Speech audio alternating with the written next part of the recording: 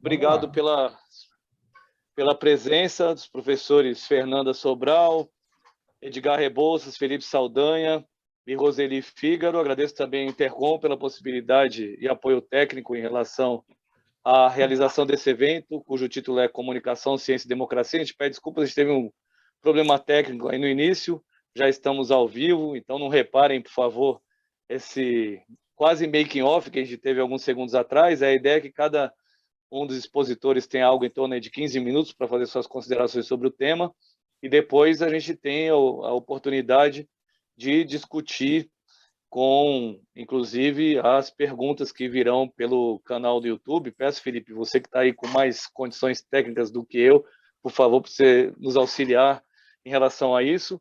E a nossa ideia, então, seria iniciar o debate com a exposição da nossa querida professora emérita pela Universidade de Brasília, vice-presidente da SBPC, professora Fernanda Sobral. Por favor, a palavra é sua e, mais uma vez, obrigado por ter aceitado esse convite.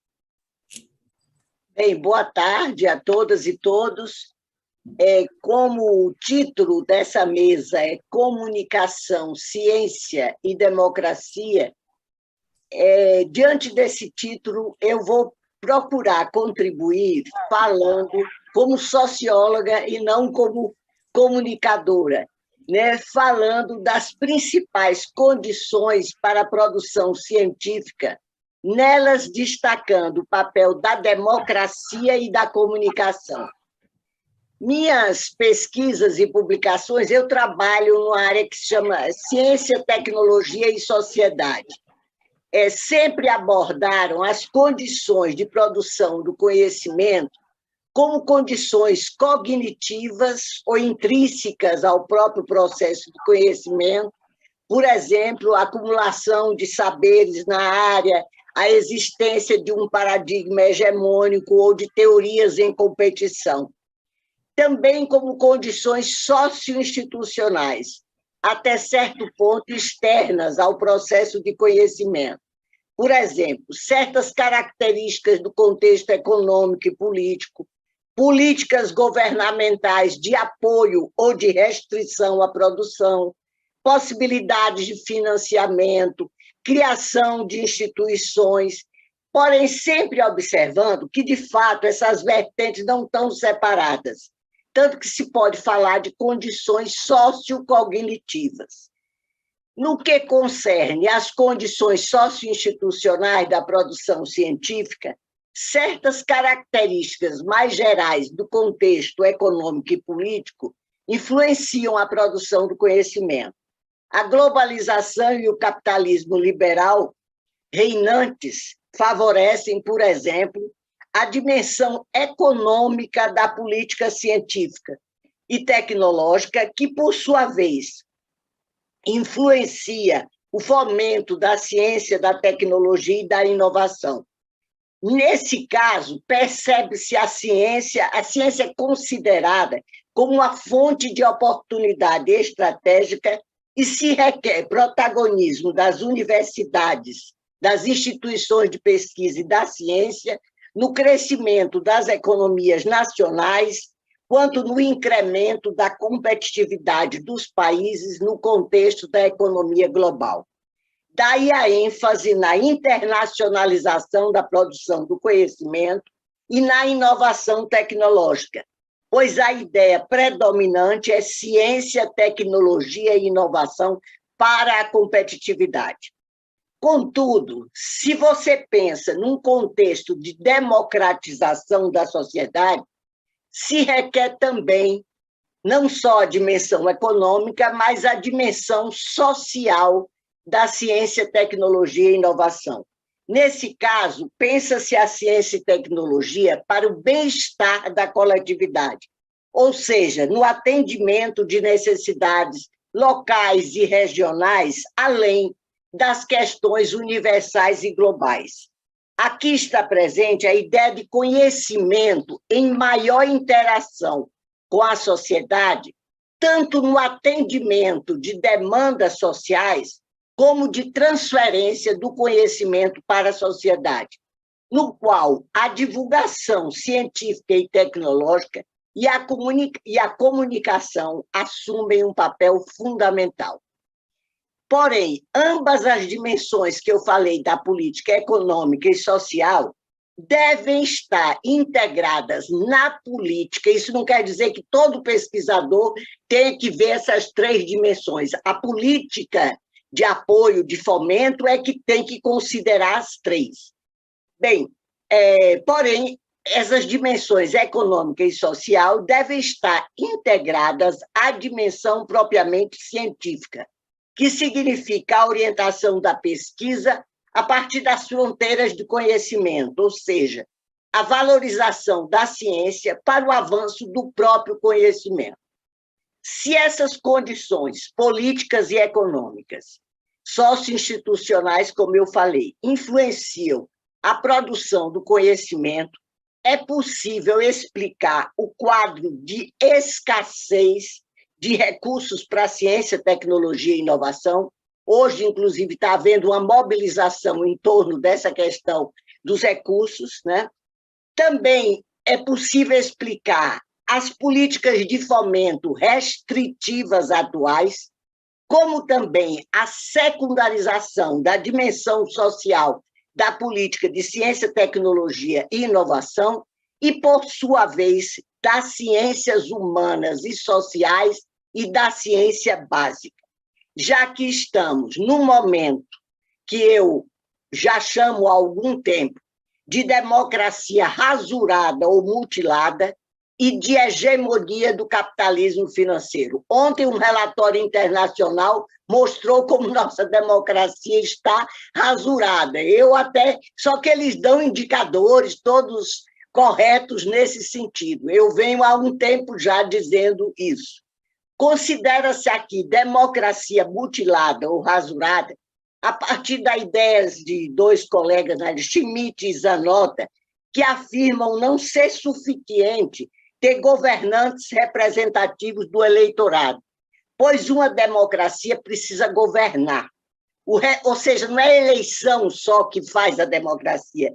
O regime democrático precisa enfrentar de modo eficiente as crises e desafios apresentados pela sociedade, né, reduzindo-os a condições de governabilidade, repousando sobre as condições vigentes institucionais, sem medidas extraordinárias e perturbadoras. Além disso, a hegemonia do capitalismo financeiro, que durante o tempo ele esteve em acordo com a democracia e conviviam até certo ponto bem. No entanto, a democracia está correndo risco de ser profundamente emaculada pelos novos arranjos implantados no capitalismo financeiro hoje prevalentes. Como exemplo dessa política atual que privilegia a dimensão econômica, tivemos a portaria 1122/2020 do Ministério, que estabeleceu como prioritários os projetos de pesquisa, desenvolvimento e inovações voltado para as áreas de tecnologias estratégicas, habilitadoras de produção, para desenvolvimento sustentável e para a qualidade de vida. Depois de muitas críticas levantadas pelas entidades científicas, essa portaria foi reformulada, foi criada uma outra, 1329, porém, apesar de ter sido incluída na nova portaria a possibilidade de se apoiar projetos de pesquisa básica e projetos das áreas de ciências sociais e humanas, continuou a restrição que, desde que se encaixassem nas atividades prioritárias ali definidas, que eram projetos de desenvolvimento tecnológico. Mas essa ênfase na dimensão econômica já estava ocorrendo, embora hoje eu diria que está sacralizada, pois a partir do reconhecimento de que as ciências humanas sociais aplicadas ocupavam um lugar marginal nas políticas e programas de CTI e atendendo a demandas formuladas pela comunidade científica por meio do Fórum de Ciências Humanas, Sociais aplicadas, a presidência do CNPq, em 2000 2014, criou um grupo de trabalho para discutir com a comunidade e propor uma política de ciência e tecnologia para a área. De tudo isso que foi proposto, a questão da ética na pesquisa, formação de recursos humanos, financiamento, internacionalização, sugestão de temas prioritários, só foi realizado uma ação, que foi o diagnóstico da área, só, de todas as propostas feitas. Bem, continuando, porém, mesmo com essas condições econômicas e políticas restritivas, que não favorecem a nossa produção científica, ela tem se mostrado relevante durante a pandemia. Como explicar isso? Por quê? Sobretudo pelas condições que eu já me referi no início, cognitivas e socioinstitucionais. Há um problema sanitário e social de grande repercussão e uma competência acumulada na ciência, resultado de políticas de fomento anteriores e também dada a autonomia relativa do sistema de ciência e tecnologia no tempo e que possibilita uma certa continuidade institucional. Tanto a autonomia quanto a continuidade institucional são propriedades das instituições científicas que decorrem do tempo reivindicado pela ciência para produzir resultados e que, portanto, produzem em escalas temporais mais longas. No entanto, deve-se ter em conta também que a resposta que está em andamento se dá, então, a essa rede de instituições de ciência e tecnologia que se enraizou há décadas no Brasil. Assim, é graças a essa certa continuidade que, diante de um acontecimento extraordinário, como foi a pandemia da Covid-19, a resposta, por mais restrita que seja, ela foi dada. Pode-se, inclusive, e aí eu vou destacar de novo o papel da imprensa, da comunicação, pensar numa recuperação da autoridade científica e da autoridade institucional da universidade, não pelo governo, mas enquanto locus de produção de conhecimento,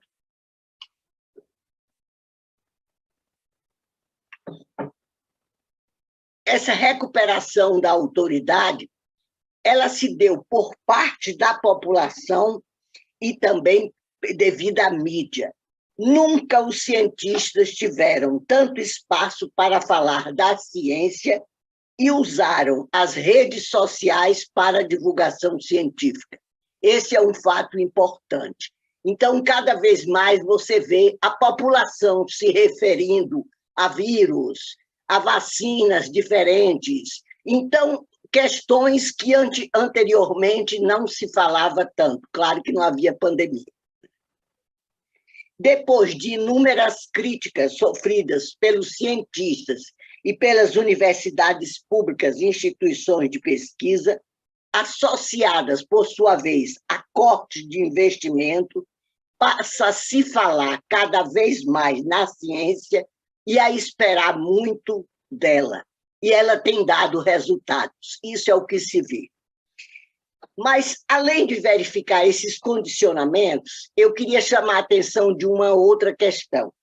É importante também enfatizar como se dá o processo de formação de uma agenda de pesquisa, e aí eu vou me apoiar num texto de Silvia Costa, Maria da Conceição Costa, que ela trabalha sobre agenda de pesquisa, e ela diz: uma agenda de pesquisa pode ser definida como um conjunto organizado de ferramentas, teorias, metodologias, tecnologias, instituições, normas, padrões de comportamento, convenções, que regem a prática de produção científica em contextos históricos específicos e culturais específicos, delimitados por uma conduta de ação do cientista que é socialmente compartilhada por seus colegas.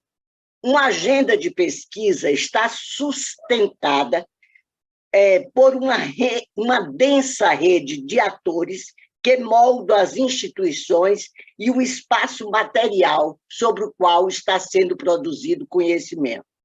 Considera-se, assim, a formação de uma agenda de pesquisa como um empreendimento coletivo, em que a informação científica é produzida, é construída por uma intensa negociação entre atores que trabalham em contextos organizacionais previamente estabelecidos.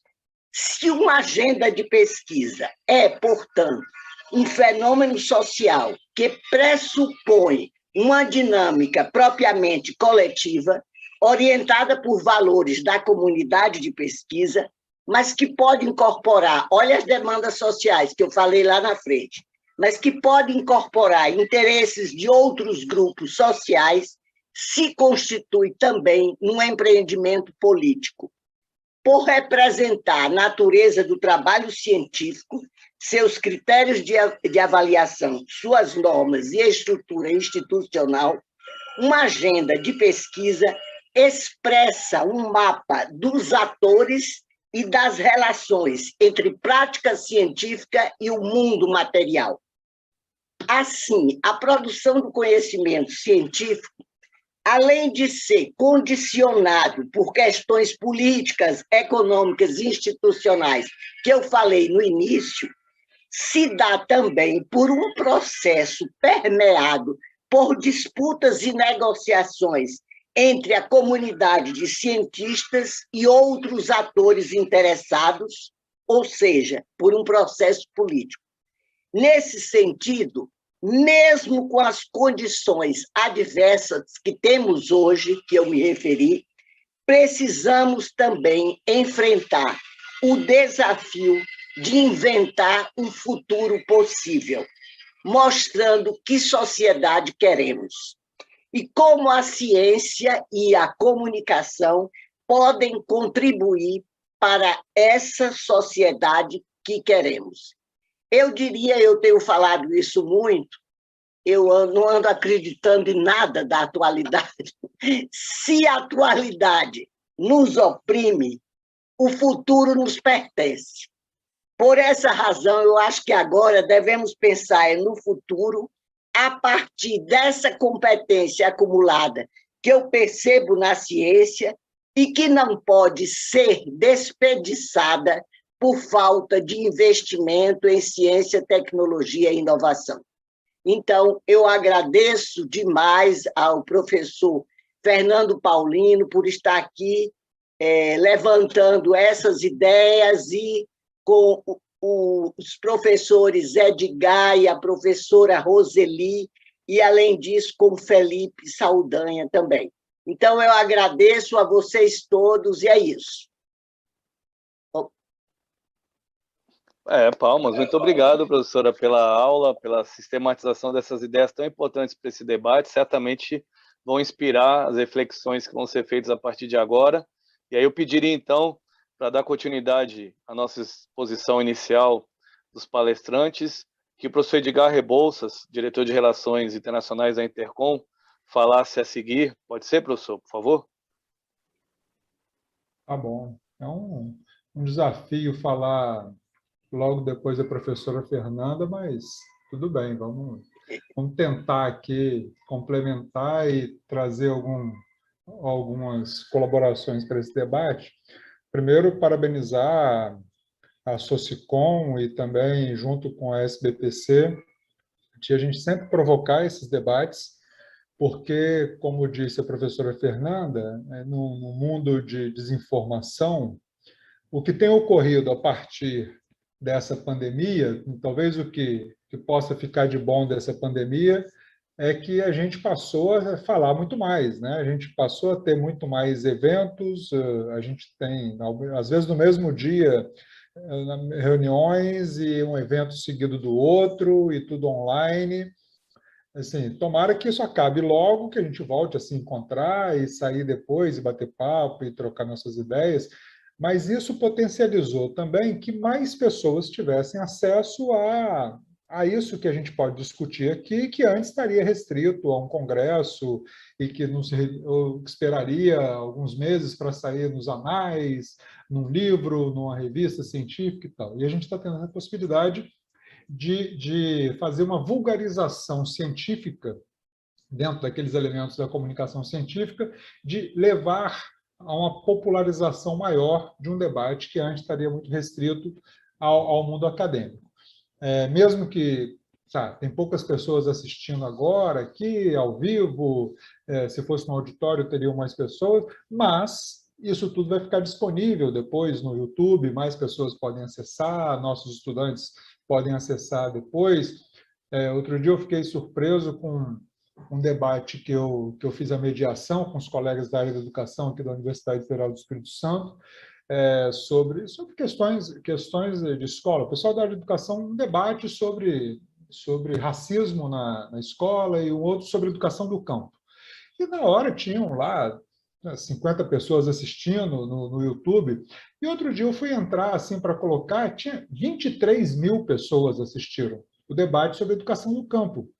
Aquilo que, se tivesse sido num auditório, teriam simplesmente aqueles 50, 60 estudantes ali, nossos orientandos, alguns alunos que a gente levou da aula, mas 23 mil pessoas tiveram acesso a esse tipo de conhecimento. Então, algumas coisas a gente pode guardar dessa pandemia, mas esse tema de democracia, ciência e comunicação, juntos num título só, né, nos fustiga muitas coisas.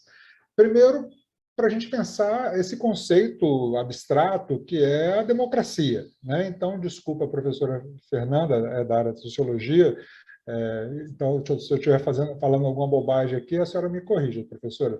Mas, assim, um dos conceitos que eu gosto muito de usar, assim, a lei do Norberto Bobbio, que eu consulto muito, mas tem um do cientista político Robert Dahl, do americano, que ele faz aquele critério de poliarquia para falar o que é necessário para se ter uma democracia, né? Não basta ter aquilo do representante eleito, como a professora falou, eleições livres e constantes, o direito a se candidatar, a autonomia associativa, mas ele coloca, nesses 6 critérios dele, 2 que nos tocam diretamente. Um é a liberdade de expressão. Então, não há democracia sem liberdade de expressão. E o outro critério que ele coloca não há democracia sem acesso à informação de forma autônoma. E que essa informação autônoma, fora dos circuitos, tem que ser fruto de políticas públicas. Então, a democracia tem que incentivar que haja meios alternativos de acesso à informação, e não só os meios oficiais. Então, dos 6 critérios do que vem a ser uma democracia, do Robert Dahl, em seus vários níveis de democracia, suas várias diferenças, o que ele chama de poliarquia, 2 dos critérios estão ligados a gente, da comunicação. Então, a gente tem um papel muito importante nessa discussão, mas se a gente pensar, trazendo para o caso brasileiro, né, de que nos nossos 521 anos, né, desde da invasão dos portugueses aqui, talvez antes a gente tivesse modelos de democracia com os indígenas até mais avançados, mas com a chegada dos portugueses aqui, se a gente for pegar, a gente ficou 308 anos sem nenhum tipo de comunicação, proibidos de ter comunicação.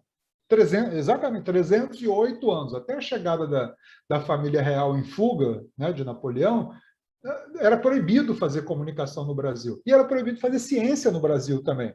Qualquer tipo de ciência que fosse feita no Brasil era bruxaria, ia para a fogueira. Qualquer comunicação que fosse feita no Brasil, a pessoa era presa. Então, era completamente proibido. Então, a gente esquece dos nossos 521 anos da chegada dos portugueses, 308 anos. Depois a gente teve um reinado em fuga, a gente teve um primeiro império que também depois foi embora para Portugal, depois um outro segundo império, a gente teve um golpe com 2 marechais assumindo, aí tivemos um período aí de democracia logo depois do golpe dos marechais ali da chamada República. Aí depois a gente teve outra ditadura do Getúlio Vargas, Depois teve um outro marechal que foi presidente, que era o ministro da guerra do Vargas, o Dutra. Aí depois voltou o Vargas, não, mas agora Vargas era um democrata. Não, era o mesmo Vargas, né? Só que 4 anos depois.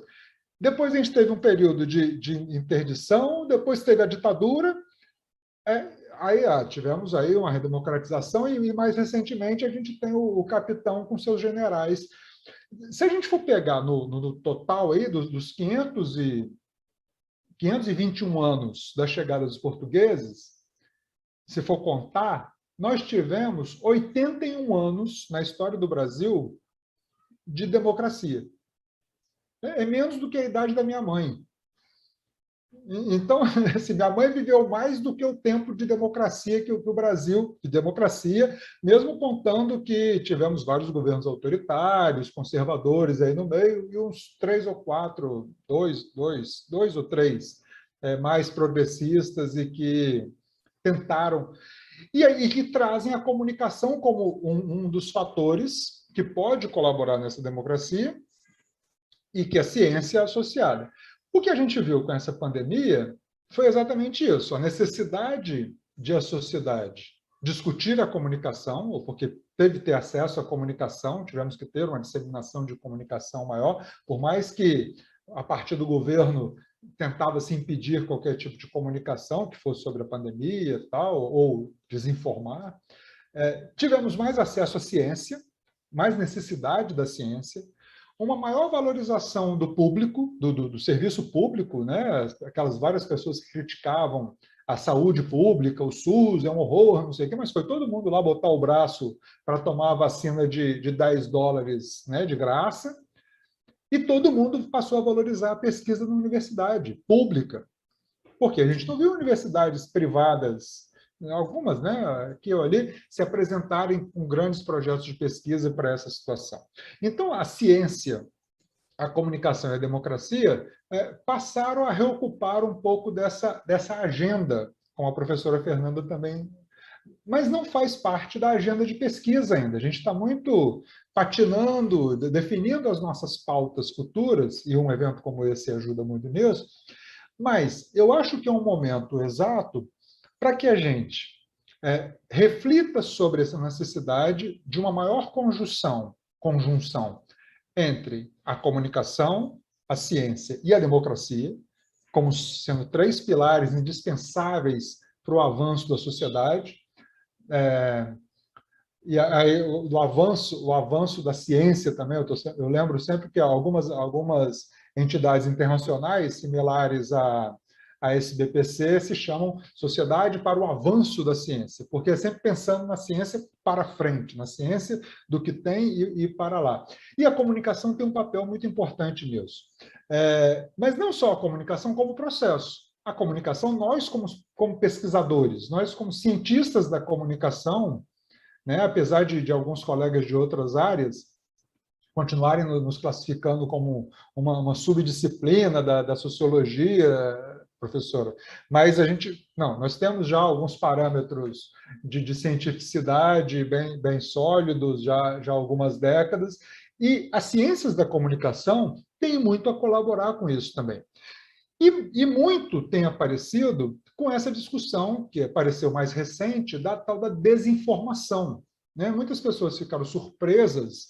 Mas olha só, o Trump começou a fazer fake news. Não, as ciências da comunicação já discutem essa desinformação há muitíssimo tempo. Um dos primeiros estudos da nossa área, né, nesse século passado, que foi um sociólogo, inclusive, que fez, que é o Lasswell, lá nos anos 20, quando ele foi analisar a propaganda da Primeira Guerra, ele falou: a propaganda da Primeira Guerra foi para contar mentiras, para dar desinformação. Inglaterra, Estados Unidos, França, Alemanha usavam a desinformação como técnica de guerra para vencer o inimigo. E a ciência política usa muito isso. A propaganda política foi utilizada, a desinformação. E ao longo das décadas, muitos estudos sobre a desinformação, infelizmente, até alguns para como utilizar a desinformação em favor do seu assessorado, do seu político e tal, mas a gente tem um questionamento sobre a desinformação já de muito tempo, até antes do Lasso, assim, uma das primeiras teses de doutorado que se tem registro sobre jornalismo, que ela de 1690, professora Fernanda, lá na Alemanha, um historiador foi pegar os jornais da Alemanha daquele período e ele identificou: os jornais contam mentira. Os jornais trabalham com a mentira. Os jornais gostam de contar mentira porque as pessoas se divertem com a mentira. As pessoas confundem com a ficção. E isso é desinformação. E aí o que acontece na sociedade atual? Mentira dá dinheiro, né? Os fluxos informacionais nas grandes redes, as grandes redes não estão, as plataformas estão um pouco se lixando se é verdade ou se é mentira. Eles ganham dinheiro com o fluxo. Verdadeiro ou mentiroso, eles ganham com a quantidade de acesso. E as ciências da comunicação já vêm discutindo isso há muito tempo. Então, o que tem aparecido é que nós da comunicação temos muito a colaborar. Colegas da área de saúde vieram beber nas ciências da comunicação que a gente pode colaborar. Nós temos vários grupos de estudo na Intercom, na Compós, na SBPJ, nas nossas várias associações que são ligadas aqui à Socicom, a gente trabalha com essas questões específicas da desinformação já há muito tempo. Então, não é nada novidade, como alguns tentaram aparecer. E isso é um grande resgate que a gente tem que fazer, de a comunicação como ciência contra a desinformação, que, aliás, esse é o título do próximo congresso da Intercom, em setembro do ano que vem, é exatamente esse: as ciências da comunicação contra a desinformação, para mostrar que esses processos já são discutidos há muito tempo e que eles têm que entrar na pauta e continuar na pauta da pesquisa. De que colegas de outras áreas, de várias outras áreas, podem continuar contando conosco para colaborar com essas pesquisas. Então, o que eu queria deixar aqui como colaboração da Sociedade Brasileira de Estudos Interdisciplinares da Comunicação é essa possibilidade de avançarmos e não de ficarmos só patinando. E concordo plenamente com a professora Fernanda quando ela resgata esse conceito de agenda de pesquisa.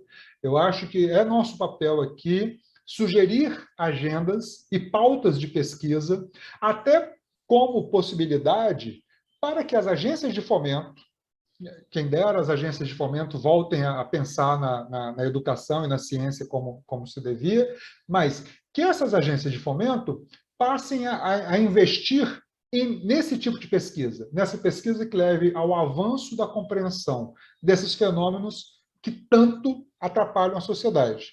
Nós não vivemos numa sociedade hoje, infelizmente, da pós-verdade, como alguns estão dizendo. Nós estamos mais caminhando para uma sociedade da pré-verdade, né? Da sociedade das crenças, do mito. Né? Vale mais... Não chegou o iluminismo ainda, né? As pessoas preferem continuar acreditando nos mitos e nas crenças do que aquilo que a ciência já comprovou. Lógico, a ciência pode falhar, pode mudar, mas a gente está aqui para garantir o avanço da ciência e de mão dadas com a SBPC e com a Socicom.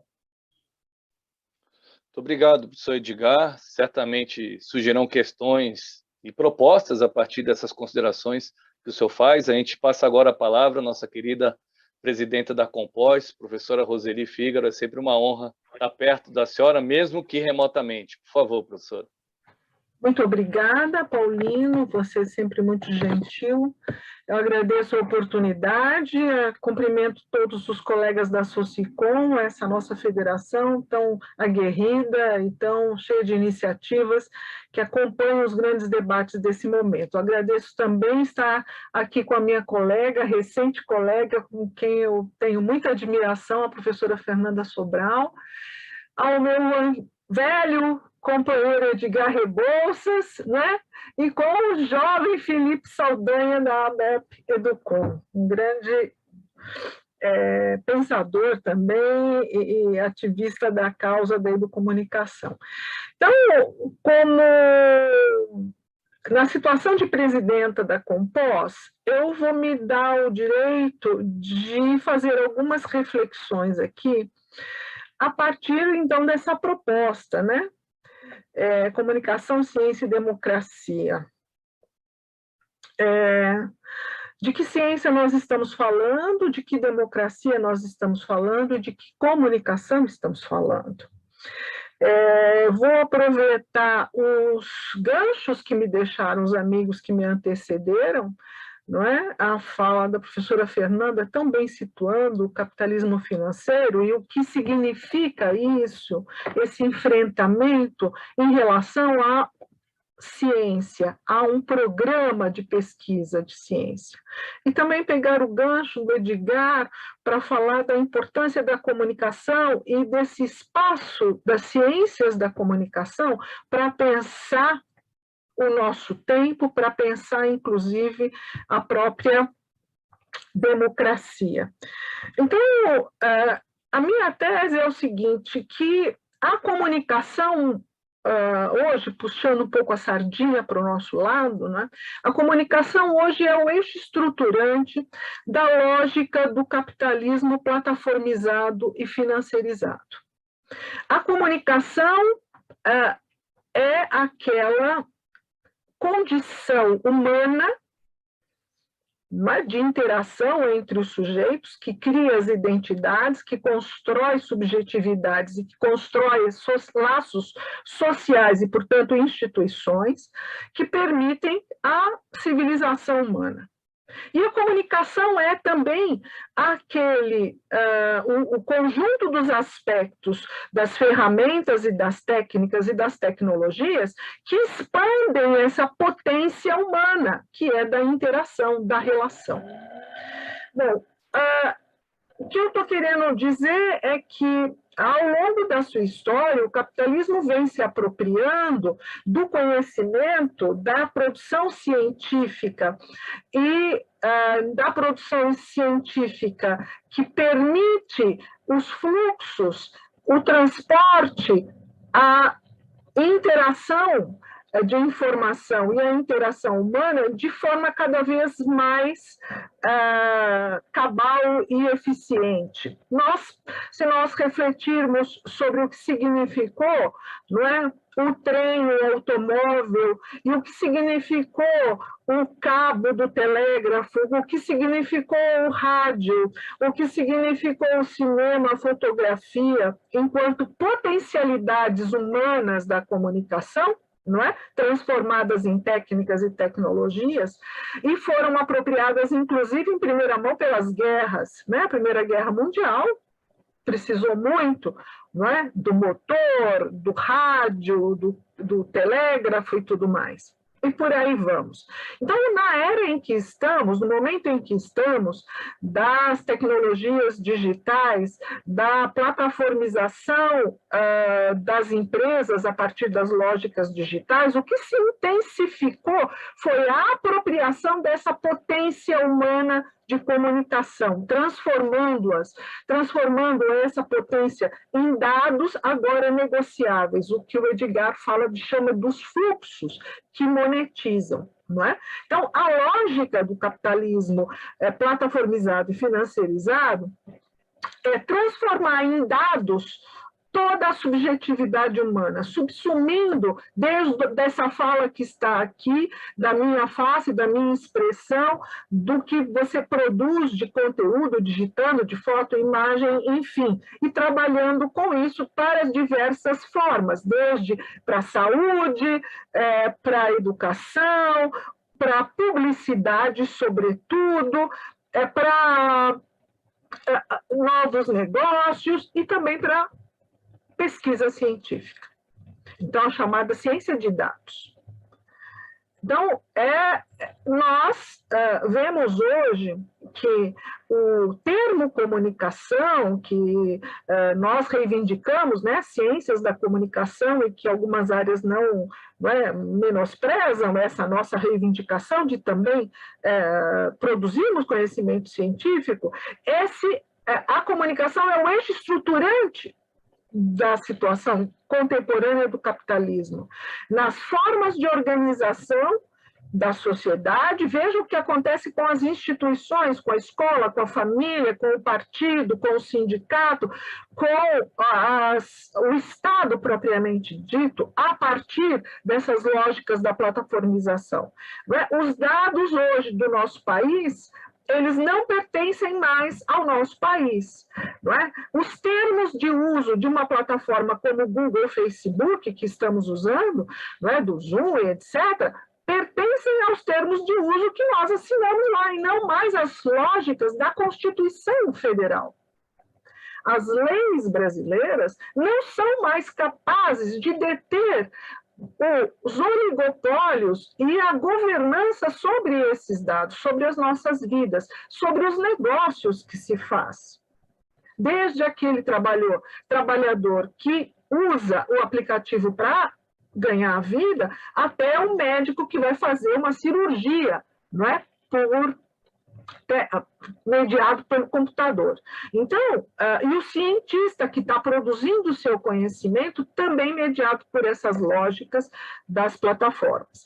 Então, nós, de fato, temos um problema central, que o eixo da comunicação estrutura essa sociedade e que nos faz refletir sobre que ciência é essa e que democracia é essa. Né? Como tão bem colocou o Edgar. Né? Que democracia é essa? Se nós temos condições em termos de meios técnicos que possibilitam a maior interação, como nós vimos no período da pandemia, a expansão dessas capacidades da solidariedade, né? Por que isso precisa ser capturado e monopolizado apenas por alguns? Por que esses recursos eles não podem voltar, inclusive, para financiar a ciência, para financiar a educação, para financiar jornalismo, para financiar a cultura? Não é? Então, eu acho que nós temos, do ponto de vista da produção científica, que deslindar os mecanismos de funcionamento dessas lógicas estruturantes das plataformas e de seus algoritmos, porque são elementos fundamentais que perpassam o nosso bem-estar dos nossos filhos, dos nossos netos, dos nossos alunos e que estruturam, vamos dizer assim, as relações de poder. Vejam a importância das redes sociais na virada das eleições no Chile. Não é? Então, o que aconteceu no Chile, nós temos que também analisar isso do ponto de vista qual o papel, não é, das redes sociais, de uma rede como o Facebook, na organização da publicidade, da propaganda endereçada, não é, da desinformação e tudo mais. Então, são questões muito importantes que eu acho que precisam fazer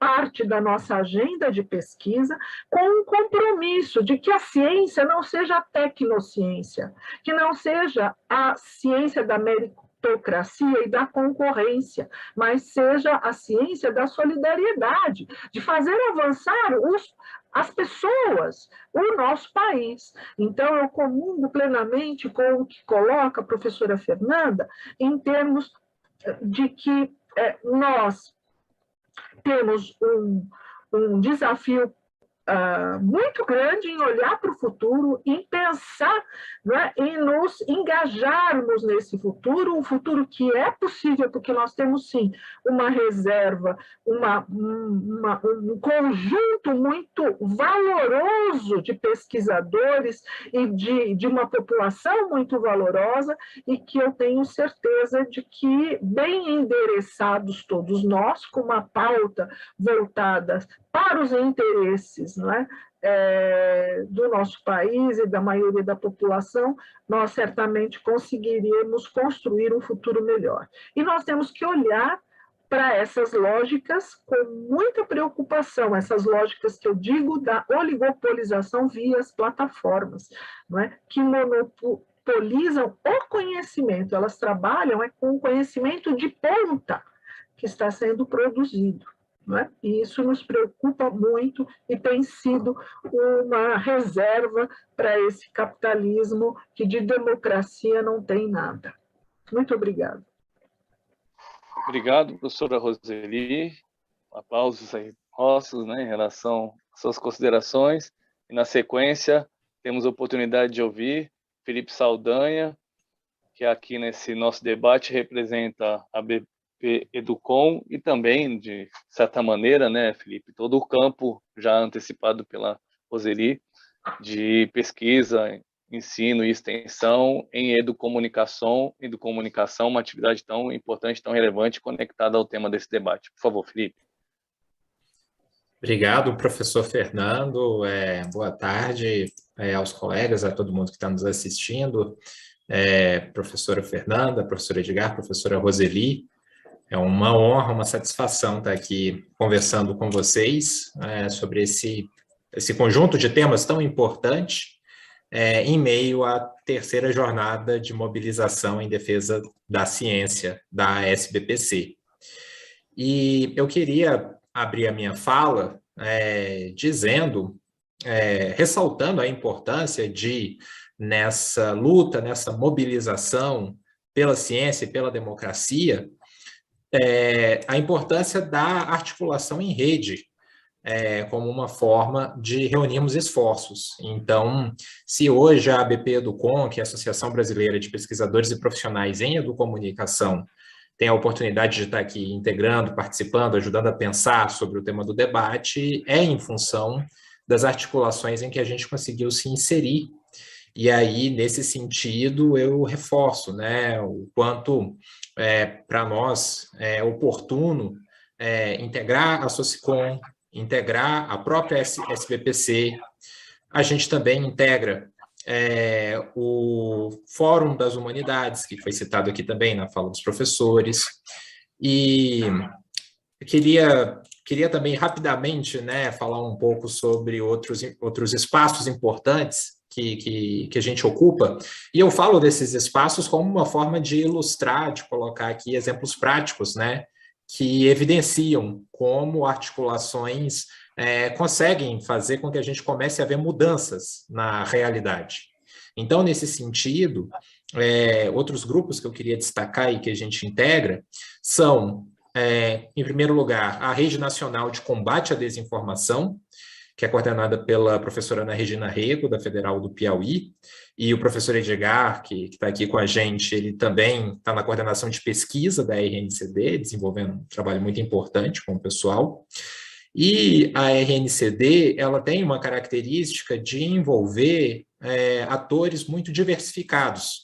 Então, tem lá observatórios, tem universidades, grupos de pesquisa, agências de fact-checking, projetos sociais, revistas acadêmicas, é muito diverso, já conta aí mais de uma centena de iniciativas que estão associadas, todas elas buscando, de diferentes maneiras, combater o chamado mercado da desinformação e criar, de certa maneira, uma reação, nas palavras da professora Ana Regina, uma onda contrária ao movimento da desinformação. E a ABP Educom está presente também nessa rede.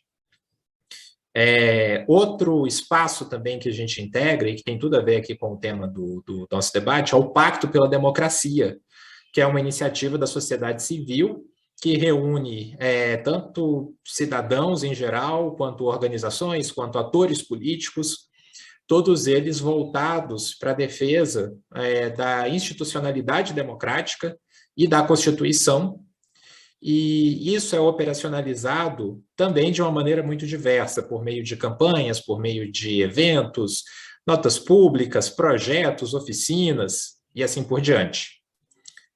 E, por fim, além desses dois exemplos nacionais, para também dar um exemplo internacional, a gente tem a Aliança de Alfabetização Midiática e Informacional da Unesco, que também é um espaço muito diverso, com centenas de organizações espalhadas ao redor do mundo, e que tem se constituído num fórum muito relevante para discussões envolvendo comunicação e educação, porque se trata, né, de uma agência das Nações Unidas com mandato para discussão do tema, que tem conseguido reunir muitos atores, que tem publicado documentos muito importantes. Então, recentemente foi divulgado aí, já está na segunda edição, um currículo de alfabetização midiática e informacional, voltado especificamente para balizar o trabalho de professores e formadores de políticas públicas ao redor do mundo.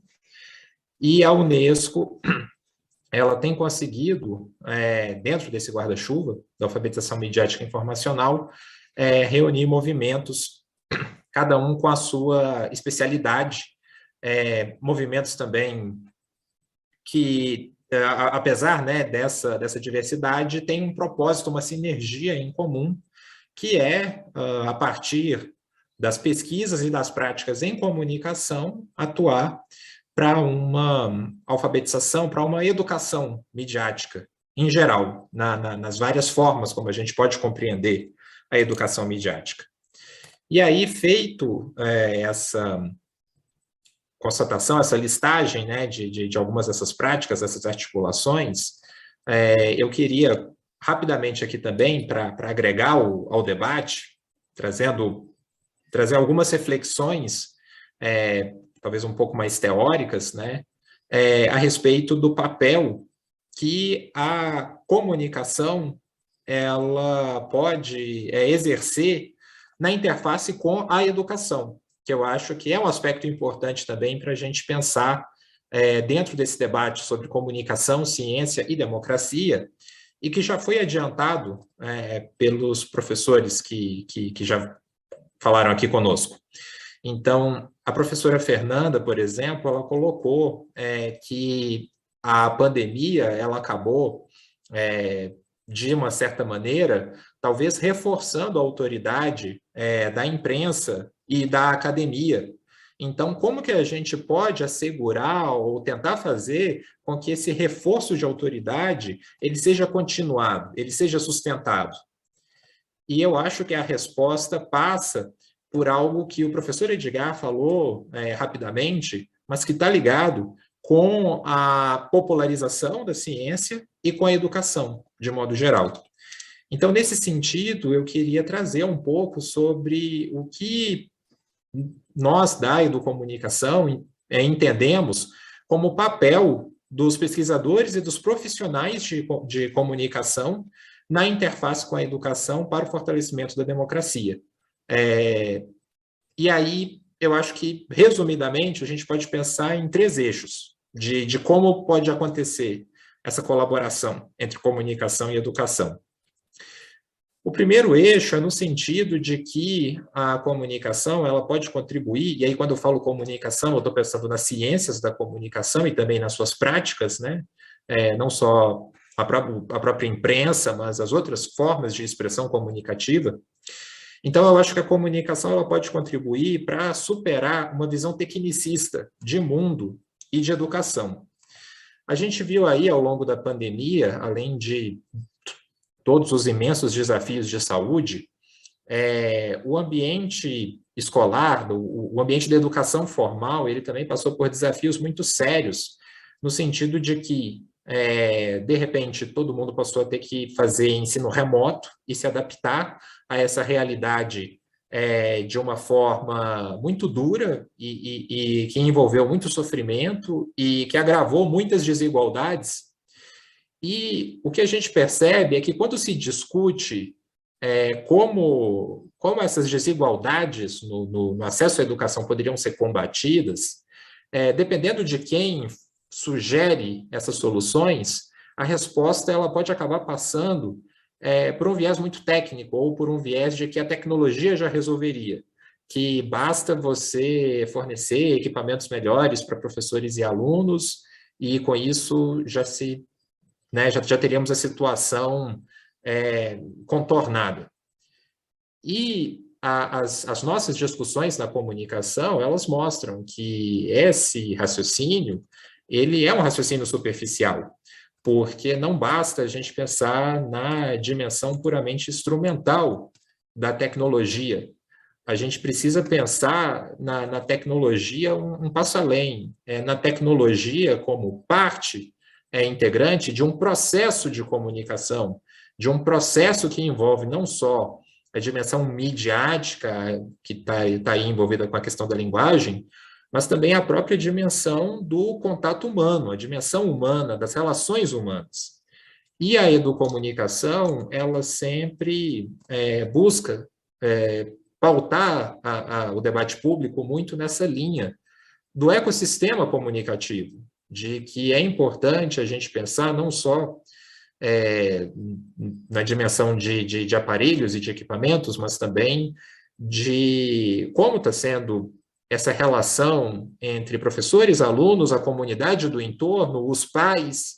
E aí, quando a gente fala, né, quando a gente passa a discutir relações, elas estão inseridas num contexto maior, num contexto macro, que envolve você combater a própria desigualdade social, que envolve você ter oportunidades de geração de renda para todos, que envolve ter uma educação que atenda desde das creches até o ensino de jovens e adultos.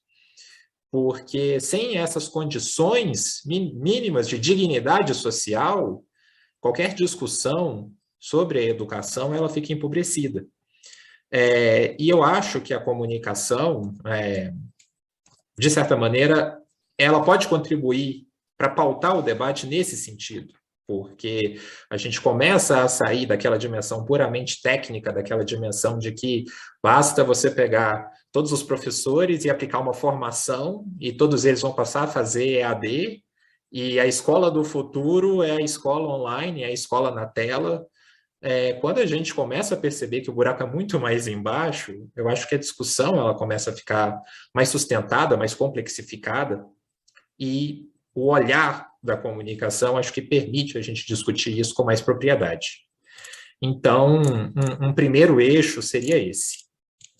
E pelo tempo, né, eu estou tentando assim resumir para a gente não se alongar muito, mas outros dois eixos, resumidamente, então, né, que dando continuidade a esse raciocínio, eu acho que a comunicação ela também pode contribuir para uma educação que ela está diretamente ligada com os direitos humanos. E aí, retomando a parte de democracia do nosso debate, né?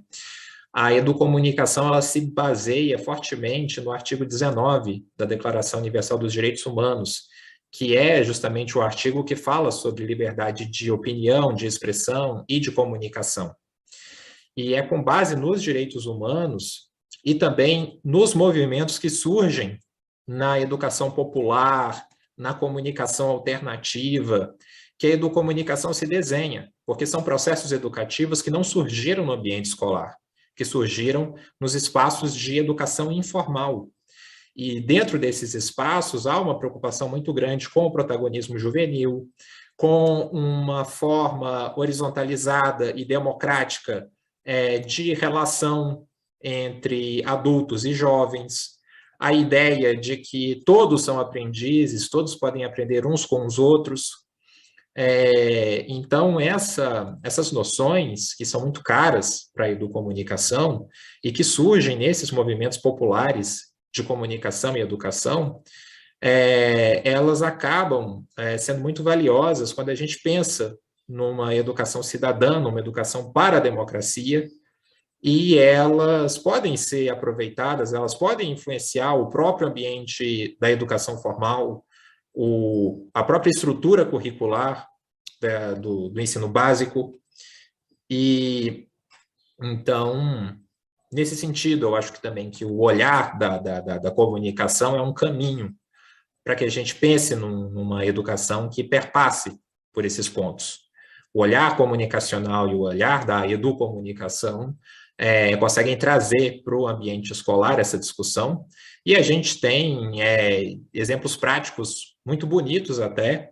Em São Paulo, por exemplo, a gente tem o projeto Imprensa Jovem na rede municipal de ensino, em São Paulo capital, que é um projeto que se baseia nos pilares da educomunicação e que busca trazer a questão do protagonismo juvenil para dentro da sala de aula, por meio de produções midiáticas que são feitas pelos próprios alunos e que depois são compartilhadas com a comunidade do entorno e com a sociedade em geral.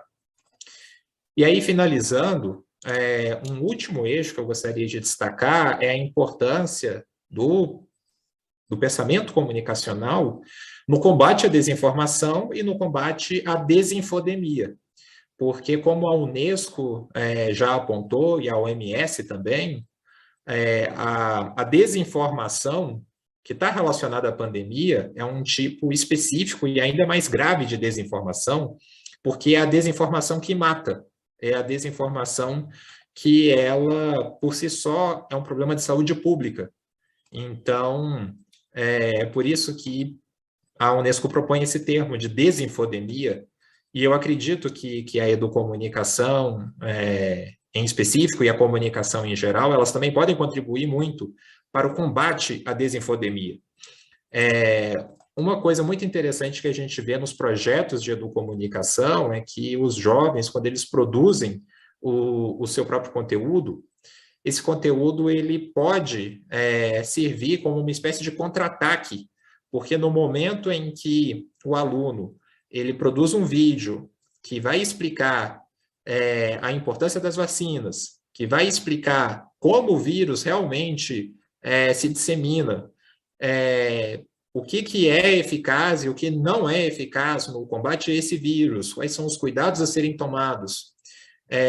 O jovem que entende isso e que produz um conteúdo sobre isso, aquele conteúdo ele vai ser colocado para circular nas mesmas redes, nos mesmos espaços em que circulam peças de desinformação. Então, é a oportunidade de você ter um contra-ataque e de ter um contra-ataque que ele é produzido por crianças e jovens.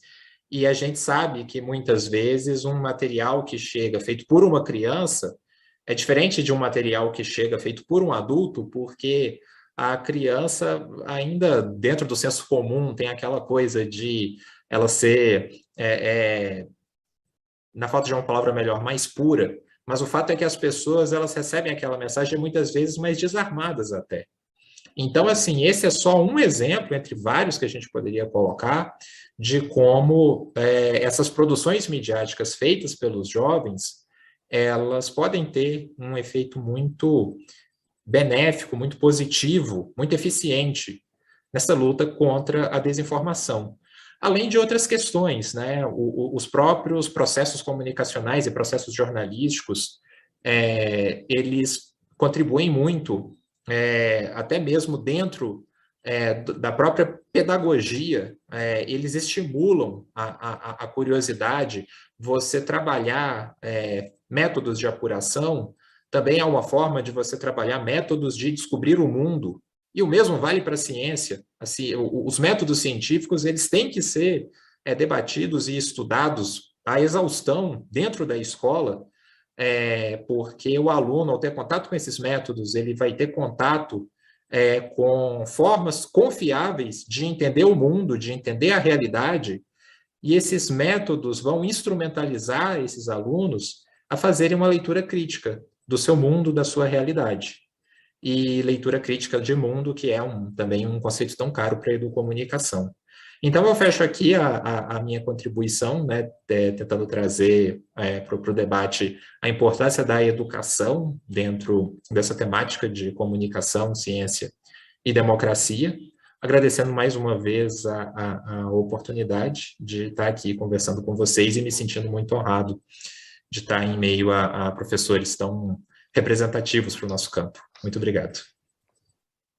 A honra também é nossa. Obrigado, Felipe, pela apresentação, pelas propostas que você sistematiza e que certamente inspiram SPPC, Socicom, Intercom, Compós e outras associações científicas a pensarem como articularem ainda mais atividades relacionadas à comunicação, educação e comunicação, que se chamava antigamente, né, de educação para e pela mídia, enfim, e tantas sistematizações que o Brasil, ao longo desses anos, conseguiu desenvolver e estabelecer diálogos com o mundo em relação a elas, que são tão caras para essa nossa reflexão sobre comunicação, ciência e democracia.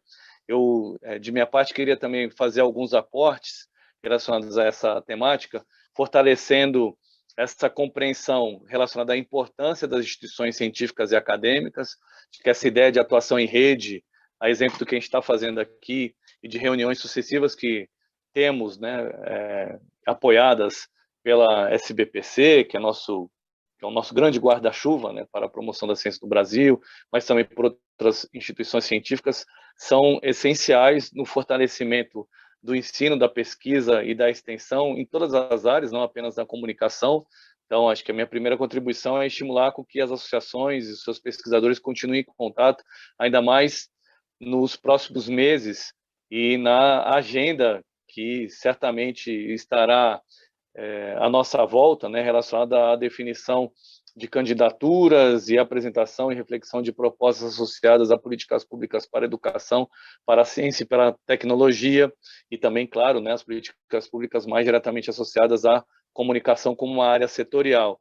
Eu também queria dizer que é muito importante que as entidades científicas continuem atuando ombro a ombro, até por conta dessa questão política, mas também por um dado bastante significativo que a professora Fernanda tinha falado logo no início desse nosso debate, né? A necessidade de um monitoramento, acompanhamento constante do orçamento destinado à ciência, tecnologia e inovação no nosso país. E essa agenda tem sido muito importante para as associações que compõem a SBPC e demandam, né? Eu acho que é importante reforçar isso aqui também, um envolvimento significativo dos filiados às associações para o fortalecimento de atividades relacionadas à reversão de cortes que vêm sucessivamente acontecendo no nosso país. Eu também acho que é importante frisar, num debate sobre comunicação, ciência e democracia, a importância do diálogo entre as instituições para a promoção da cooperação e articulação de editais, de ações conjuntas, intersetoriais, e até conversava hoje mais cedo com o Edgar, a necessidade que temos constante de definição de parâmetros para alocação de recursos para pesquisas e atividades de ensino e extensão com impulsos e impactos globais, mas também para fortalecer algumas atividades de âmbito regional e até local, né? Acho que as associações científicas têm desenvolvido esse trabalho no Brasil, balizado a distribuição de recursos e fomentado também a ciência em diversos espaços do nosso território, não apenas nos grandes centros e nas cidades com instituições mais bem estabelecidas. Agora, para além desses comentários mais relacionados à ciência em si, eu acho que é essencial, numa data como essa, fazer algumas ponderações sobre a democracia, termo que está inserido no título desse nosso evento, porque eu acho que a gente tem vivido um paradoxo cientificamente, professora Fernanda, professora Roseli, bastante interessante, mas politicamente bastante preocupante, porque eu acho que se, por um lado, nos últimos anos houve a definição de normas e de políticas públicas associadas à transparência, à prestação de contas, ao acesso à informação, né? Semana passada, por exemplo, a gente celebrou os 10 anos de criação da Lei de Acesso à Informação, uma norma que contou com uma mobilização significativa do campo, né, da comunicação. Por outro, eu acho que tem surgido, tanto no plano macro político quanto no plano micro político, algumas tentações e tentativas de restrições. Eu vou dar alguns exemplos aqui. A gente conversava no Congresso da Intercom, com a presença da professora Fernanda, a necessidade de promoção da liberdade de cátedra, né? E tem havido preocupantes situações no âmbito do ensino superior e também do ensino fundamental, né? Recentemente, em Salvador, aconteceu uma situação bizarra, não tem, acho que outra palavra, né? De uma professora indicar um livro a partir, né, de eventos sucessivos com perfil didático, com perfil educacional, que depois sofreu uma punição, né, uma demissão em função dessa situação, a partir da mobilização de pessoas que se sentiram ofendidas com a obra. Eu acho que esse exemplo ele demonstra situações que têm ocorrido de ruídos e de tentativas de restrições que merecem a nossa atenção nas instituições científicas, e eu agregaria a essa dificuldade de liberdade de cátedra e de liberdade de expressão, parafraseando também uma preocupação que Edgar tinha manifestado, o crescimento que eu vejo nas instituições de ensino de práticas autocráticas, né? Ou seja, de práticas que têm tentado concentrar o poder nas mãos e nos teclados, para não dizer nas canetas, de gestores. Recentemente, dentro da minha universidade, tenho acompanhado e participado de algumas mobilizações que me parecem também bizarras a favor de que as atas das reuniões tenham o registro do que foi debatido, assim, algo que eu achava que com o processo de democratização já teria sido superado, digamos, até porque no âmbito da UNB nós tivemos algumas transgressões bastante significativas aos direitos humanos, tema de um relatório que foi produzido pela Comissão Anísio Teixeira, que está disponível online. Então, me preocupa que alguns colegas tenham embarcado numa ideia de que os documentos não tenham que retratar, por exemplo, o que é debatido nas reuniões, que tenha ali uma reflexão sobre o contraditório, né, o que parece, na minha visão, e a gente pode debater isso, algo que fortalece essa perspectiva que tão bem elencou a professora Fernanda, associada à democracia mutilada ou à democracia rasurada, dentro de situações de micropoderes que, para terminar, juro, para me conter aqui no tempo, acho que vão dialogar diretamente com dificuldades associadas à comunicação científica, porque eu tenho sido repetitivo, desculpe, sobretudo, Roseli, porque já me ouviu falar sobre isso, mas eu acho essencial que as instituições de educação superior desenvolvam mais ações voltadas para a promoção da divulgação científica, da comunicação científica, do diálogo com a sociedade, e deixem um pouco de lado nos seus portais, né, que são os seus grandes cartões de visita,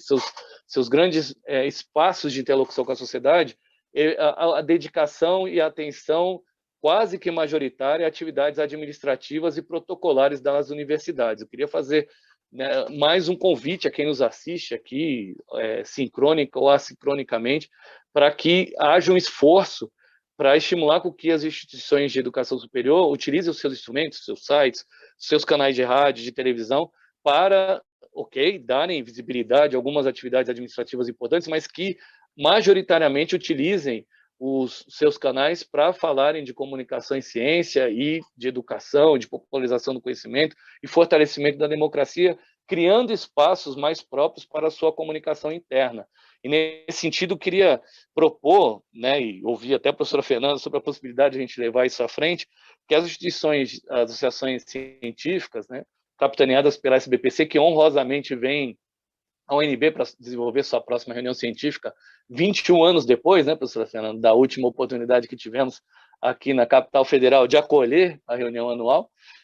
Eu queria verificar se a SBPC não toparia, junto com a Socicom, não é pegadinha não, viu, professora Fernanda, a gente pode fazer isso com o tempo, mas de SBPC, e Compós, Socicom, Intercom, a BPEducom e outras associações, a gente poderia desenvolver um documento com algumas recomendações relacionadas à comunicação pública e à divulgação científica, acho que para estimular com que esse debate acontecesse nas universidades. Recentemente eu participei de um grupo de trabalho, né, com o professor Nelson Preto, que tratou de umas questões mais amplas relacionadas à comunicação no âmbito da SBPC, mas eu acho que em relação à divulgação científica, à comunicação científica, à promoção da ciência e da democracia, me parece essencial que as instituições de educação superior recebam algumas orientações, algumas sugestões, algumas recomendações, algumas propostas, né? E que a gente, Felipe, também deixa aí uma sugestão, que a gente também pense na possibilidade de criar algum tipo de manual para a comunicação escolar nos tempos contemporâneos, né? A gente tem feito, a partir de alguns projetos de ensino, pesquisa e extensão aqui no Distrito Federal, algumas ações com escolas, e realmente eu acho que há uma necessidade ainda maior de interlocução com o ensino fundamental e o ensino médio para desenvolvermos essas atividades e, com isso, retroalimentarmos e renovarmos, né, muitas das nossas práticas curriculares e de ensino, pesquisa e extensão dentro das instituições de educação superior. Para ser bastante conciso aqui na minha exposição e já passar a fala para os colegas, né, queria, então, ouvir, professora Fernanda, poderia dizer algo em relação a isso, aos movimentos que a SBPC tem feito nessa direção, e aproveito para já também ler aqui alguns comentários que chegaram em relação ao debate. Ana Beatriz Tuma, perdão, ótimas falas, é uma grande oportunidade de conhecimento estar neste evento. Isabel Augusto também concorda, diz que muito bom, debate necessário.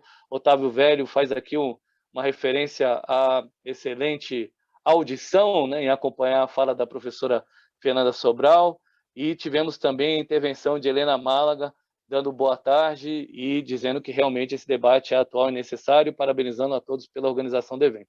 Então, faria aqui além dos agradecimentos, né, eu acho que a gente poderia ouvir, então, a professora Fernanda, na sequência, Edgar, Roseli e Felipe, tratando aí de algumas propostas de encaminhamento nesses últimos minutos que nós temos essa reflexão. E se você estiver assistindo assincronicamente, né, já não mais ao vivo, esse debate, quiser depois dialogar com a gente, além desse chat ao vivo, a gente tem o e-mail paulino@unb.br à disposição, paulino@unb.br, para depois fazer com que as mensagens cheguem aos nossos palestrantes. Professora Fernanda, por favor.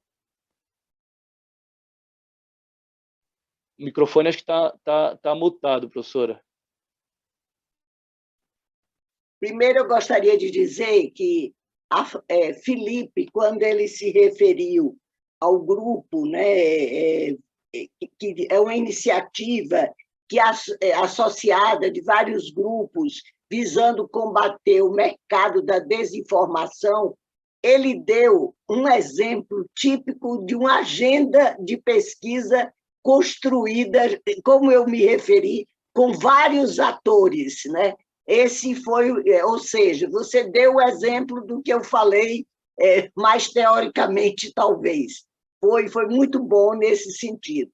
Bem, sobre a proposta que me faz o Fernando sobre a SBPC, no ano passado, mas foi justamente no período eleitoral, a SBPC ela promoveu vários seminários, debates sobre, vamos dizer, sobre direitos humanos, eu acho que teve também sobre comunicação, e foi até publicado, né, políticas públicas, eu acho que eu tenho até aqui, daqui a pouco eu vou pegar para dar fazer políticas públicas para um novo Brasil na realidade.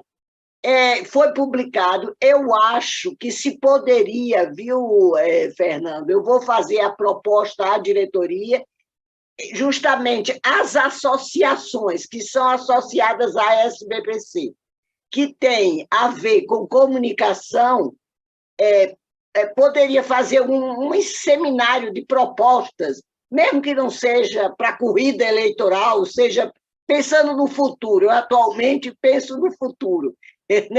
Como eu digo, presente, eu acho que eu não estou mais com força diante do presente, então eu penso no futuro.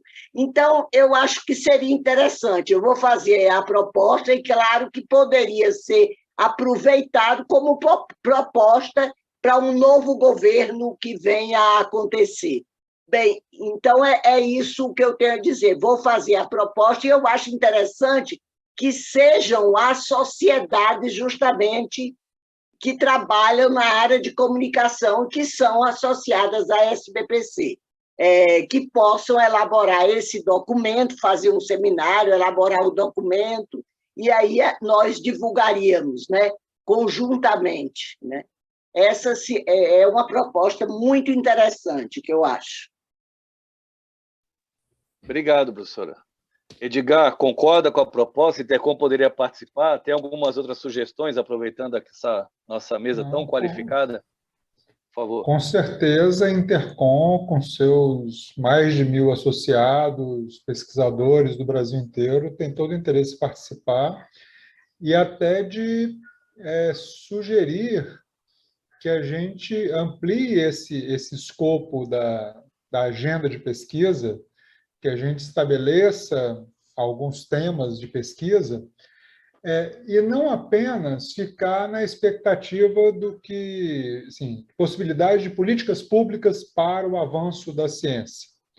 Porque se a gente for depender desse governo ou do que venha para que vá restabelecer o que a gente já teve um dia de possibilidade de progresso da ciência, como é o nome da SBPC, a gente vai ficar sempre à míngua de uma sociedade ou de um grupo político ou de pessoas que não querem a ciência, não querem o avanço da ciência, ao contrário, querem acabar com a ciência, querem acabar com a educação e assim por diante.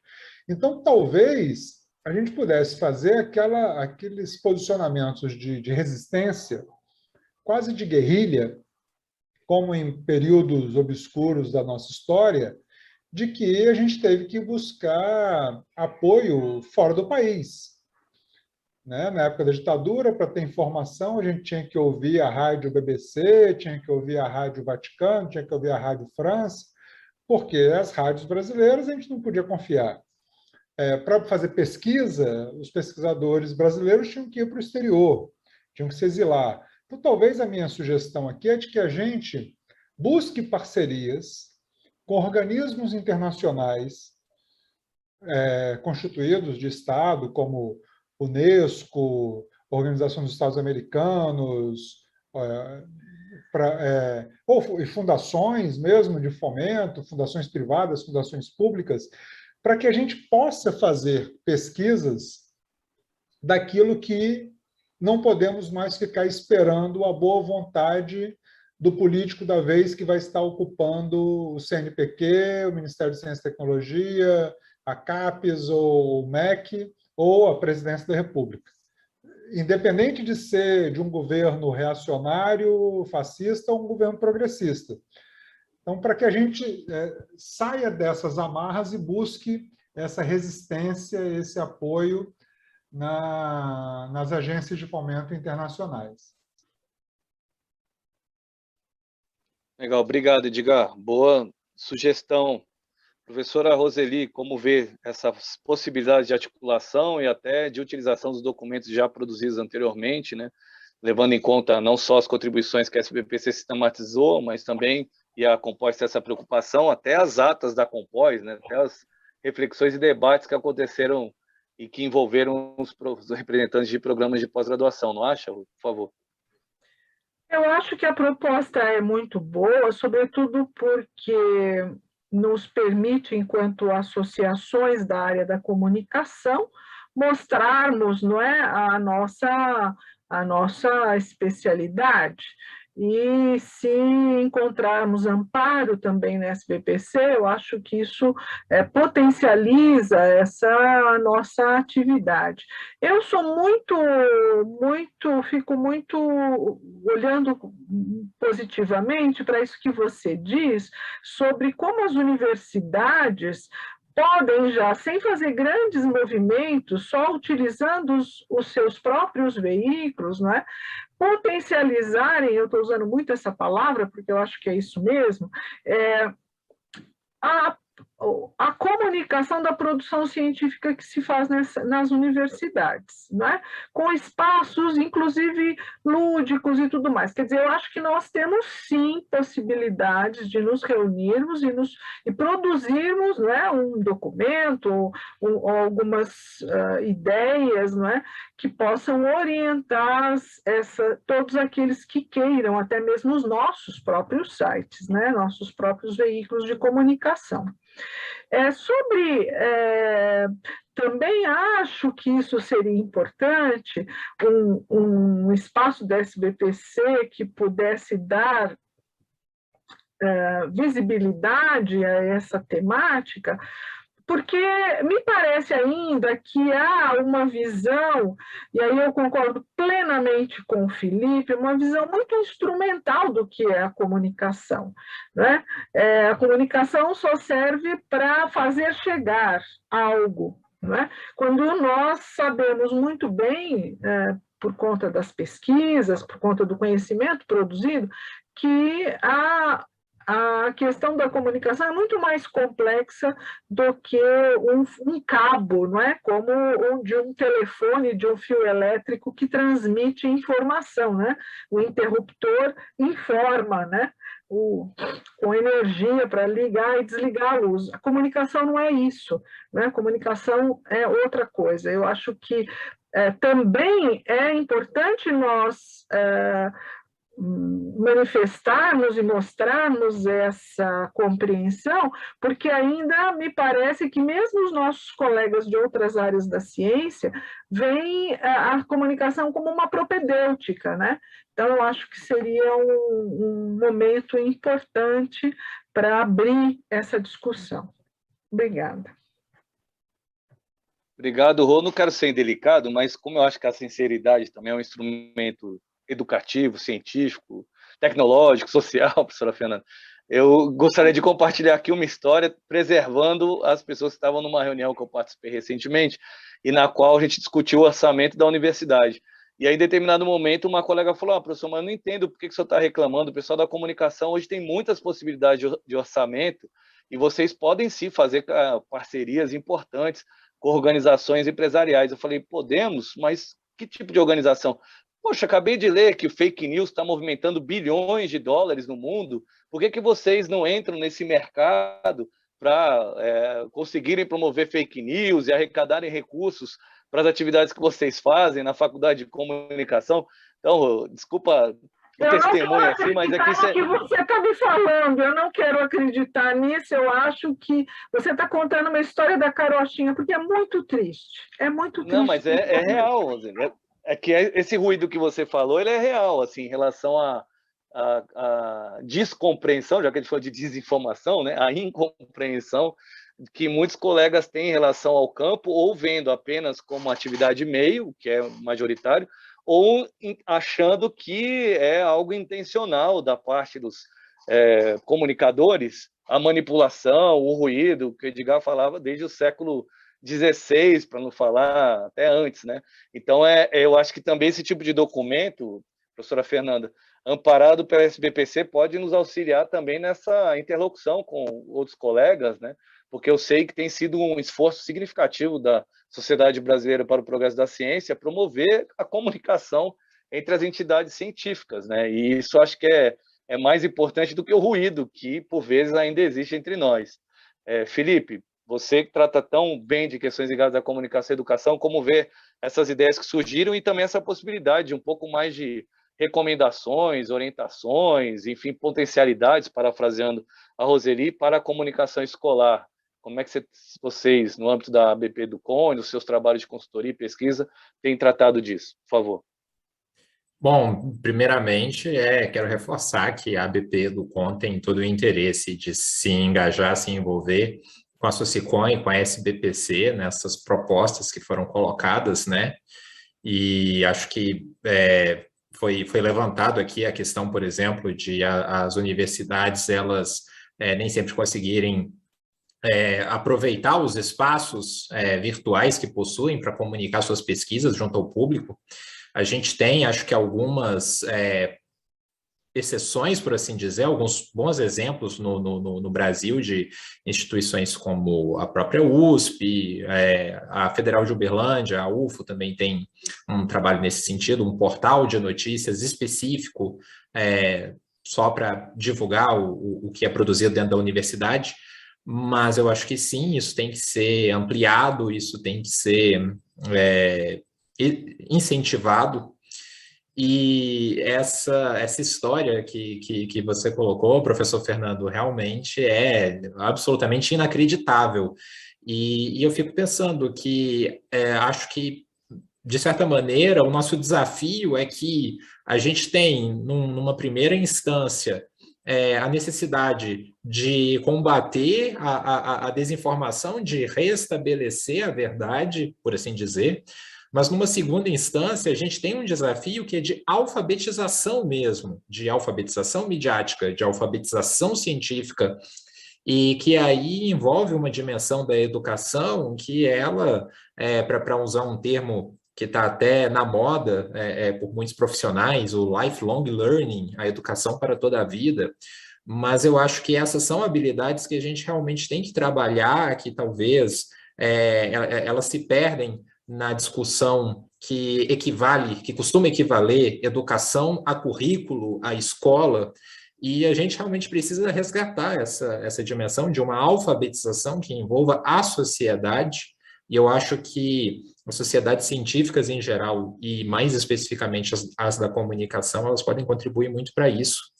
E só para te responder, professor Fernando, com relação especificamente, né, ao universo da escola, a gente percebe que realmente há uma demanda, uma necessidade muito grande por parte dos próprios educadores, ao mesmo tempo que eles estão sempre muito sobrecarregados, e eu acho que a gente tem que reconhecer e tem que fazer o necessário elogio, mesmo nas circunstâncias mais inadequadas, a gente vê aí os professores se mobilizando e tentando, né, superar todos os desafios técnicos e humanos, mas, ao mesmo tempo, a gente não pode normalizar isso, a gente tem que exigir melhores condições de trabalho, e essas melhores condições de trabalho passam por uma qualificação do espaço escolar e da sociedade em geral. Então, assim, é um desafio imenso, mas que a gente não pode realmente deixar a peteca cair. E na ABP Educom a gente tem tentado trabalhar com a publicação de e-books que a gente oferece no nosso site com acesso aberto. A gente tem tentado promover alguns cursos online, e agora, né, com o arrefecimento da pandemia, a gente também espera voltar a oferecer cursos presenciais, mas a gente sabe que há críticas, por exemplo, mas as publicações elas estão sendo voltadas a um público muito acadêmico, e de fato, é algo que a gente quer corrigir, a gente quer alcançar no nosso portal de publicações um público que não seja só acadêmico, que também seja um público leigo, que seja um público do ambiente escolar, né, todas as fases. E então acho que o desafio passa por aí, de não só a ABP Educom, mas as sociedades científicas, elas conseguirem furar a bolha, se comunicar com um público que vai além da academia, da universidade, se comunicar com o público da escola, se comunicar com o público geral. E, da nossa parte, a gente está, assim, mais do que à disposição e mais do que comprometidos e interessados em, né, estabelecer aí uma parceria com Socicom e SBPC, para, quem sabe, a gente pensar, como você colocou, professor Fernando, que seja um guia, ou que seja um curso, ou que seja até um projeto maior. Temos todo o interesse de transformar isso em realidade, sim. Já fica aí esse desafio assumido aí por nós. Legal. Obrigado, Fernanda, Felipe. eu posso fazer uma observação? Claro, professora, a gente vai passar para as observações e considerações finais, começando com a senhora, e mais uma vez agradecendo por tudo. Eu já me despeço para poupar o tempo. Bem, é o seguinte, que como eu estava com isso na cabeça, que foi políticas públicas para o Brasil que queremos, que foi da última, e aí um dos tópicos é democratização da comunicação. Mas o que eu queria dizer é que tem duas coisas que eu acho interessantes que estão aqui na pauta. Eu, na realidade, só respondi pensando em termos assim de políticas para um novo governo. No entanto, tem uma outra proposta que está aqui, que eu acho muito importante também fazer, um guia, uma cartilha, um documento para as universidades, porque eu acho que essa comunicação pública da ciência tem que começar nas universidades. O que acontece? A comunicação nas universidades, elas divulgam. Então, Fernando ganhou um prêmio, lá e vai, Fernando Paulino ganhou um prêmio, tal, aí se fala do trabalho de Fernando. Bárbara Freitag faz 80 anos, Bárbara Freitag, entendeu? Mas eu acho pesquisas em andamento e resultados de pesquisa têm que começar a ser divulgados pelas próprias universidades. Então, eu estava muito voltada para isso aqui, que eu acho que é importante, mas não acho que é só isso. Eu acho que tem essa outra dimensão que eu considero também muito importante. Sim, professora, sem dúvida alguma, até trabalhos de conclusão de curso, dissertações, doutorados, né, pesquisas em andamento, tem um mundo de possibilidades, né? Acho que esse desafio é muito relevante para nós, a começar, estou completamente de acordo, pelas universidades. Quer completar, professora? Não, só isso. Tá, obrigado. Professor Edgar, suas considerações finais, professor, por favor. Eu reforço aqui a honra e a felicidade de poder estar junto da professora Fernanda, da professora Roseli, do Felipe, de você, Fernando, e, mais uma vez, colocar a Sociedade Brasileira de Estudos Interdisciplinares, frisar muito bem isso, estudos interdisciplinares da comunicação, que a gente reúne e agrega, congrega pesquisadores de todas as áreas, à disposição da sociedade. Mas que nossos pares das outras áreas também nos acolham como pesquisadores, como cientistas, produtores de conhecimento para o avanço da ciência, não simplesmente como ferramenta, não simplesmente como meio. Nós somos muito conteúdo também, né? E muito longe daquilo que McLuhan falava, que o meio é a mensagem, né? Nós somos meio e somos mensagem, temos muito a colaborar. Então, que a SBPC possa explorar muito esse arcabouço enorme de pesquisadores que nós temos, das dezenas de programas de mestrado e doutorado que a professora Roseli é a presidente da Compos, e das quase centenas de cursos de comunicação que nós temos, com formação para o mercado, mas com formação cidadã também, para a comunicação, que a gente possa ajudar na transformação da sociedade.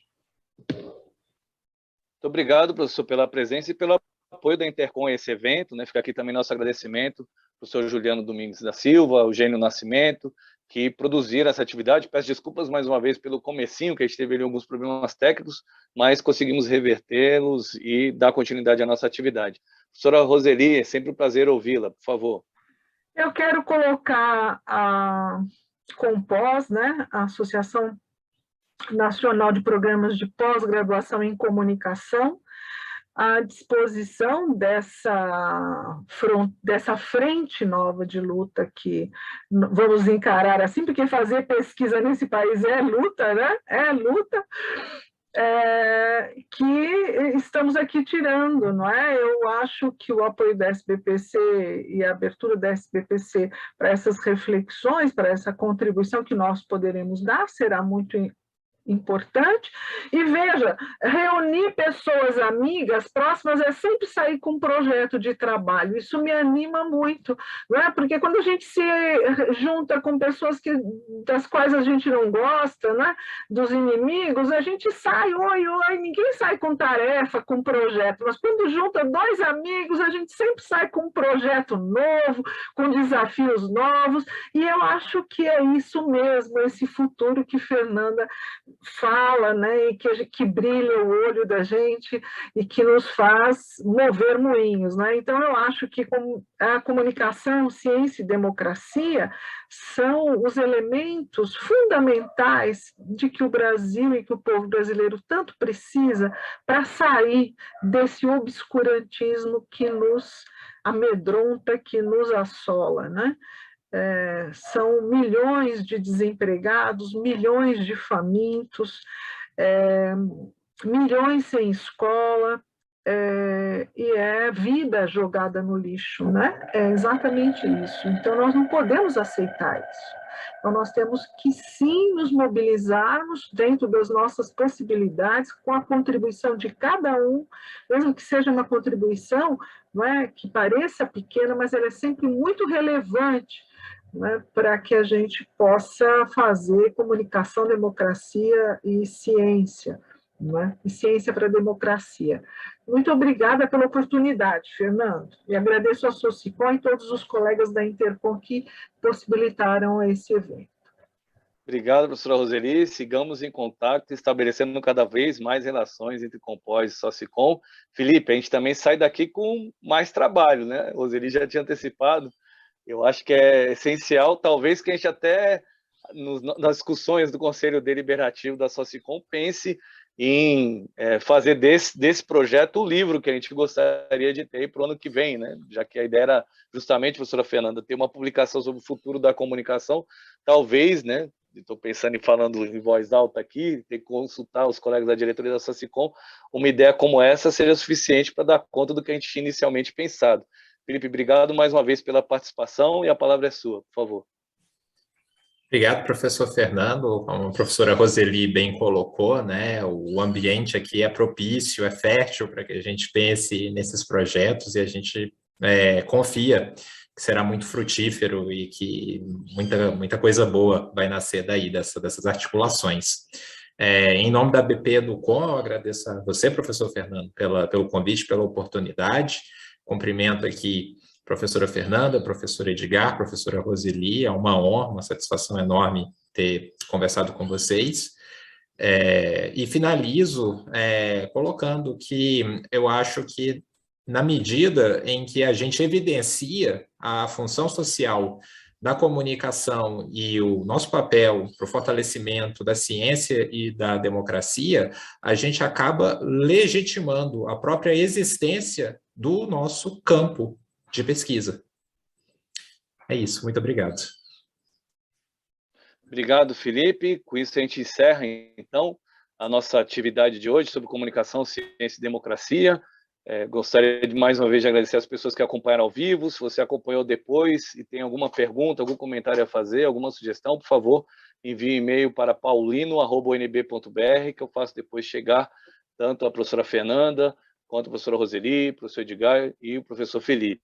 A gente interrompe essa atividade aqui e espera que você possa também, né, participar do próximo evento organizado por uma das associações científicas que compõem a Socicom. Até a próxima.